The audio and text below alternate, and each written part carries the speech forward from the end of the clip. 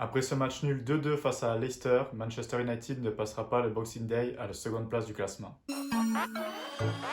Pour cette 15e journée de Premier League, Manchester affrontait Leicester à l'extérieur pour ce qui était un choc de haut de tableau, puisqu'avant cette journée, Leicester était à la seconde place du classement et Manchester, eux, étaient quant à eux troisième. Manchester United avait donc l'occasion de réaliser un grand coup, puisqu'en cas de victoire, Manchester pouvait se retrouver à la seconde place du classement et c'était l'occasion vraiment de montrer que Manchester pouvait peut-être envisager d'aller pourquoi pas essayer de jouer le titre. Mais voilà, malheureusement, Manchester United a fait un match nul 2-2 et a manqué un peu l'occasion de pouvoir aller espérer peut-être viser plus haut. Match nul donc, match nul 2-2, match frustrant pour Manchester. Comme je l'ai dit avant, c'était l'occasion de pouvoir vraiment réaliser un grand coup. Et en plus de ça, étant donné la physionomie du match, c'est plutôt très décevant. Par deux fois, on a mené. Par deux fois, malheureusement, on s'est fait égaliser par Leicester.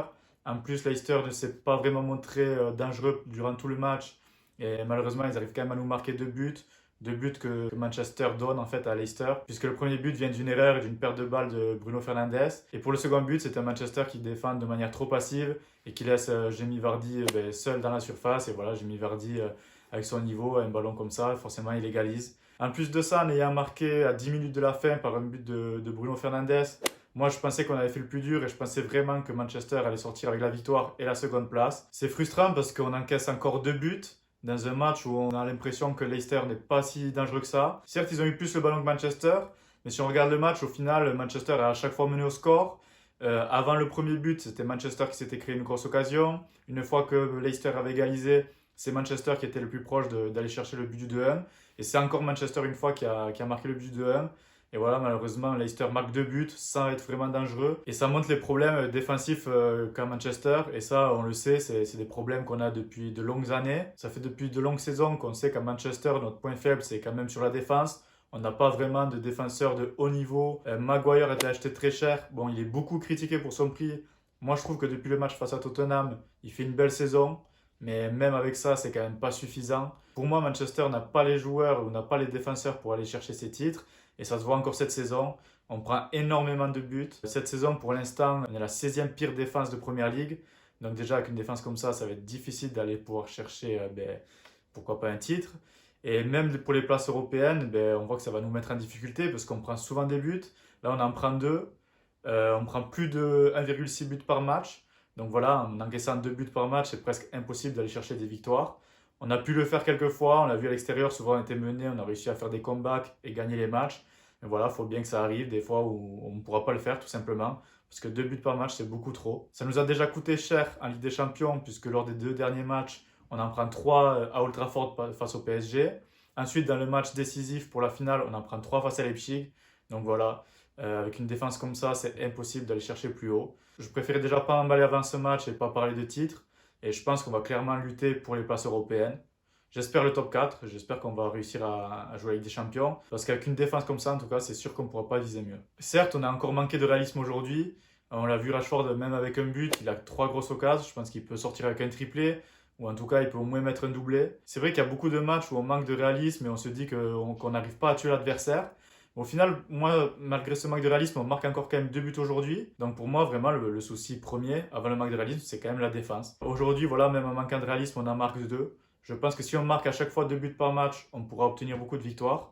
Par contre, dans le sens inverse, en encaissant deux buts par match, ça va être très compliqué d'aller chercher des victoires. Et moi, ce qui m'inquiète un peu, c'est quand je vois les rumeurs mercato, je ne vois jamais Manchester affilié avec des noms de défenseurs ou de top défenseurs, ou même de défenseurs en devenir, pourquoi pas. C'est toujours des attaquants. Moi, ce qui me rassurerait le plus, c'est vraiment qu'on aille chercher un défenseur, qu'on aille chercher un défenseur complémentaire à Maguire. Moi, je trouve que Maguire, c'est un très bon défenseur.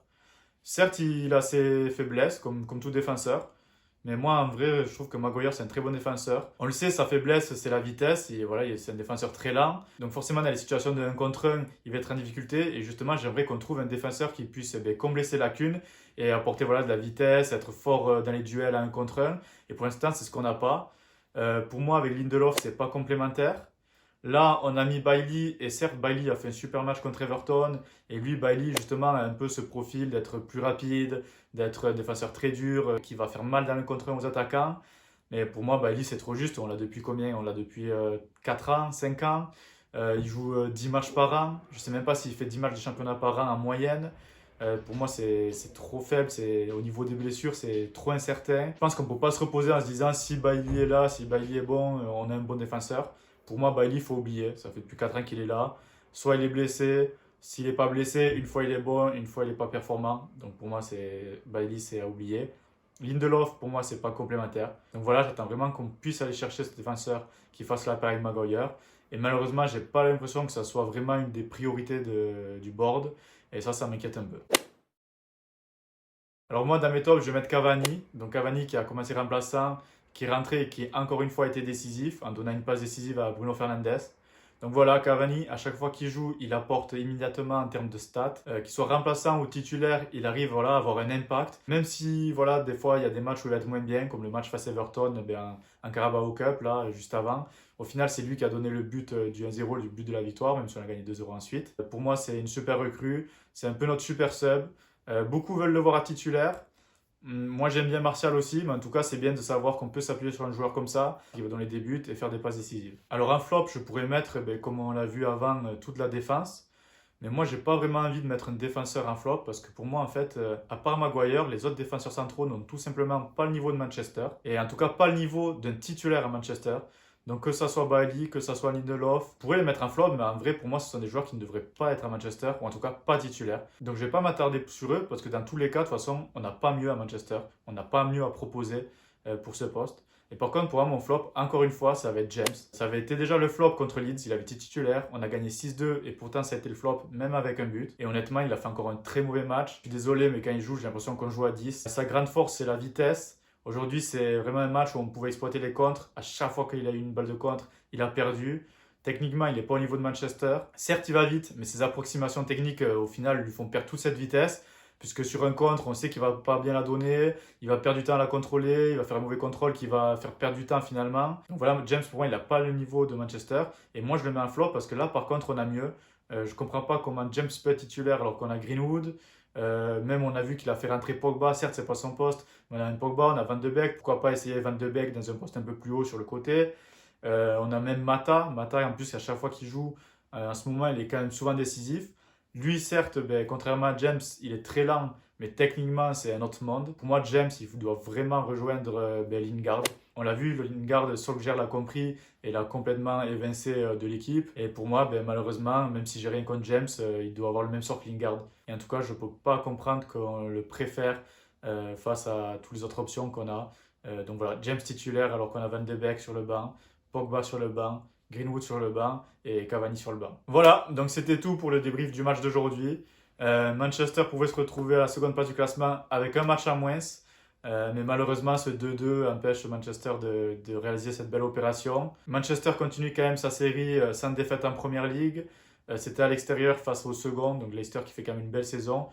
Donc c'est pas un si mauvais match nul que ça. C'est plus un match nul frustrant quand on voit la physionomie du match et l'occasion qu'avait Manchester en gagnant ce match. Tout en sachant qu'en plus on est Manchester et moi j'attends qu'on gagne ces matchs. On se retrouvera donc pour le prochain match face à Wolverhampton. Une nouvelle fois, ça ne sera pas un match simple. C'est une belle équipe, mais on verra ce qui se passera lors de cette journée. Et d'ici là, portez-vous bien. Peace! Et comme d'habitude, si vous aimez nos vidéos et si vous voulez nous soutenir, n'hésitez pas à vous abonner, à commenter, à liker nos vidéos. Et on est content de voir que vous êtes de plus en plus, donc continuez comme ça.